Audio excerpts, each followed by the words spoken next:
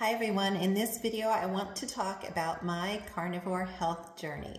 I started carnivore for health reasons. I have a lot of chronic health issues, chronic Lyme disease, mold illness, thyroid issues, and Hashimoto's, Ehlers-Danlos syndrome, which is a connective tissue disorder, chronic Epstein-Barr virus, a lot of things. And some things have improved dramatically, some things haven't. So I sort of wanted to just give you a rundown here.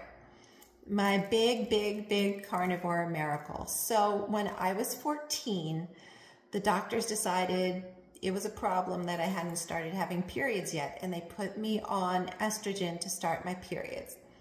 And ever since then, and I'll just be honest, I'm 52 now, ever since then, I have had very severe stomach bloating to the point where it looked like I was pregnant. It was very uncomfortable.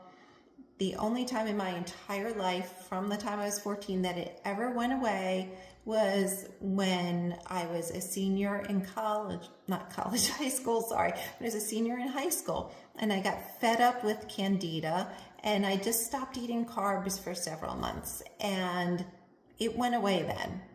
Other than that, all this time, I've had really severe, really uncomfortable, really noticeable GI bloating, and it went away 3 days into carnivore.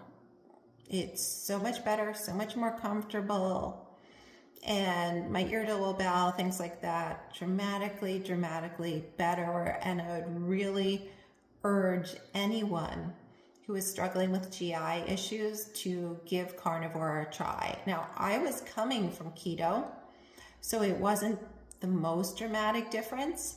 I think it was partially getting rid of oxalates. I think that was huge, and I have a history of calcium oxalate kidney stones, so I know it's an issue for me.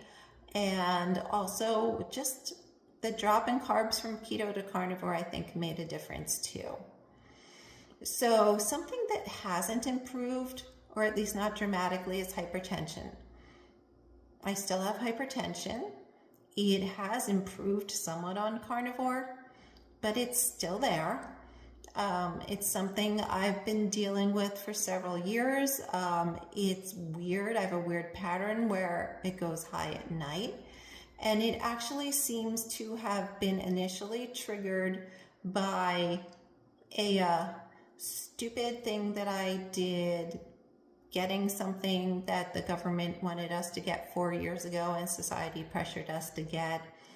And, you know, it's on me. I knew better.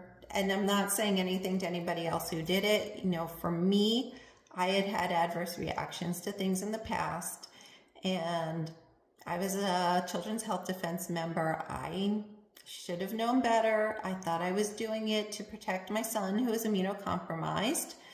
And there was also a lot of family pressure and things like that. I only had one, and that was enough to do some multi-systemic damage. I'm so much better now. I'm very grateful that I only had one.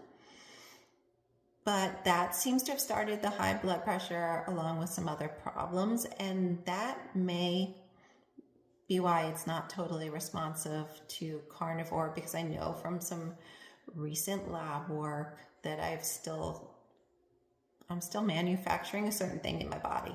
It sucks. Anyway, moving on from that. So my other dramatic thing, I had such bad joint pain, especially in my left hip. I really thought I was going to have a hip replacement. I had so much pain in my knees. My hip pain has gone from feeling like I needed a hip replacement to gone, just gone. I think it took a couple months of carnivore. Pain is gone. It's not that my whole body is completely pain-free, but again, I have chronic Lyme and Ehlers-Danlos, other things that cause joint pain, but the pain is dramatically better, and I'm very grateful for that. What else? My brain fog, which was a major issue for me, has improved a lot. I still need to get decent sleep, or I get brain foggy. think I mentioned I have mold illness. I'm very sensitive to mold. When I'm in mold or exposed to mold, the brain fog gets worse. But right now I'm actually in a moldy situation, and all things considered, I'm doing well with it. The brain fog is a lot better than it was. Initially, the first blood work on my thyroid I had on Carnivore, my T3 levels were looking the best that they have looked in years. My doctor was really, really, really impressed. But then more recently I had them done again, and it had come down again. And we're not really sure if it was an issue with my compounding pharmacy that makes my sustained release T3, or if it was because we were in a toxic mold situation, or if it's because of a little bit of tweaking I've had to do with my diet, just because I was losing weight. I had gotten down to like 93 pounds, which is, I mean, I hang out around like 98, 99, and that's like my normal weight, but 93, I looked really emaciated and unhealthy, and it was a little scary. So I had to tweak that a bit. That might have thrown off my thyroid because I was experimenting with adding in dairy, things like that. Not really sure what happened there, but we'll see how that goes.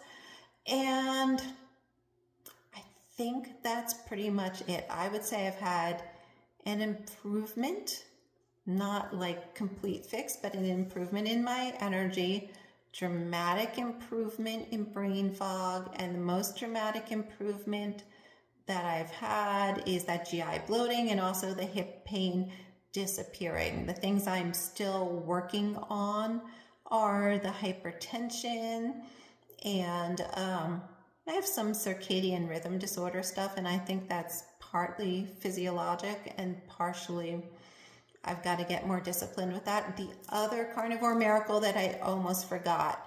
So about 2.5 months ago, I broke my shoulder. Technically the surgical neck of the humerus bone, which is like where your arm bone goes into your shoulder joint. And about 6 weeks in at my doctor's checkup, he had me lift my arm, and he said that he literally, and he's a shoulder expert, and he also works with the sports teams in my area. He said that he'd literally never seen anyone else 6 weeks in from this exact injury be able to lift their arm up as far and as straight as I was able to. And I actually told him, oh, it's my carnivore diet. And he was like, what's that? And when I explained, he said, well, that's basically the way that I eat too. Occasionally I'll eat a vegetable, but no, you need meat, you need animal fat, you need eggs. We don't need all that other stuff. And it's just like, yes. It was amazing because he hadn't even heard of carnivore, but that's pretty much how he was eating. Sounds like he's more ketovore. So that was my other healing miracle, and my shoulder is continuing to do really well. It's a tough injury, so I'm doing rehab for it, and I'm impressing my physical therapist. And you know, I didn't even, like, they gave me heavy duty painkillers for it. I never took them. Very, very minimal ibuprofen in the beginning.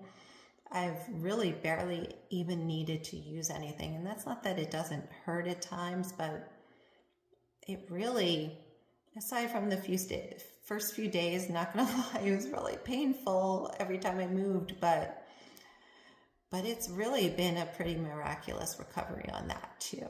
So I think that's all I had to say. If you have any questions, please post them in the comments. I will do another video soon on why I didn't need to do this for weight loss, because I already years ago lost all the weight and cured a binge eating disorder using a very specific keto diet, and I will talk more about that later, and I hope this is helpful.